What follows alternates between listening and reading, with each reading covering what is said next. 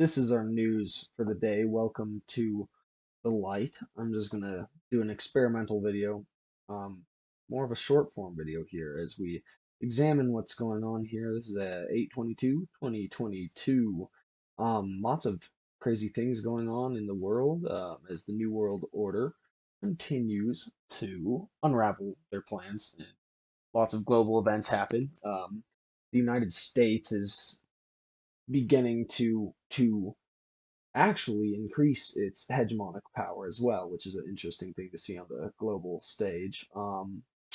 There has been this massive car bombing attack that happened in Russia, and now they are attacking Ukraine like crazy. I don't know if you heard about it, but there was a car bombing that was probably some kind of covert attack, maybe not even state sanctioned, but it was kind of an assassination of a Russian talking head. Somebody in the media in Russia that was very hawkish and pro-war got car bombed, basically, which is crazy.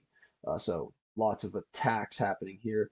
I wanted to just go over this as well. Late stage capitalism, you see, because this is what we're entering is late stage capitalism, but there's all these theories, but it's the United States hegemony is not gone.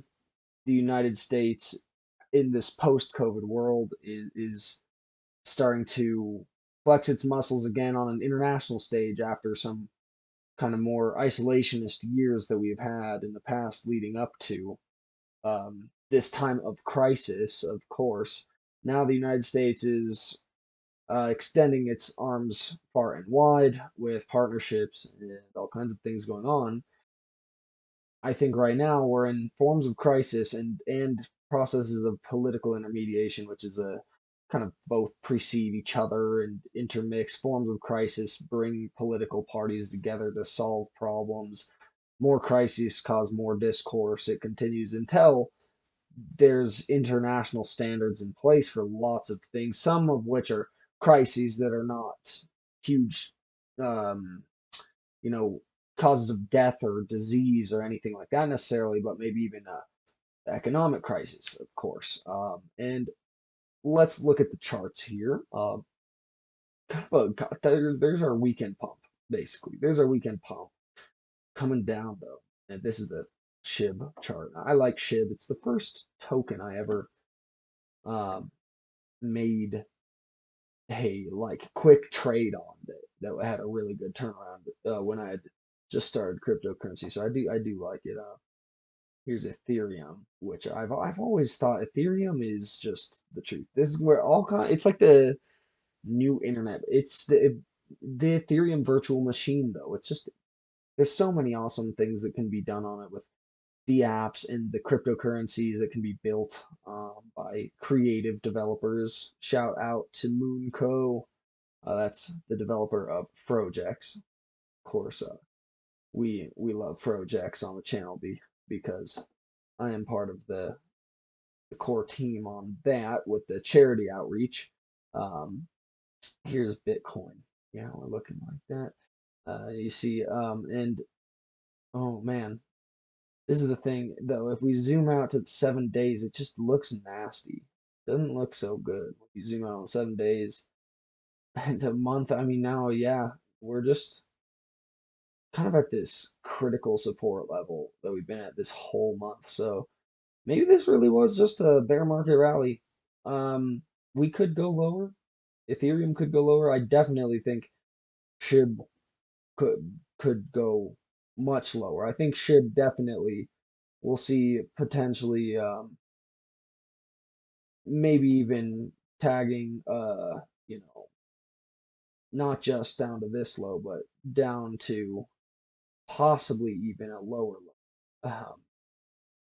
I have seen speculation that maybe we will see it somewhere around here, around 0.000007.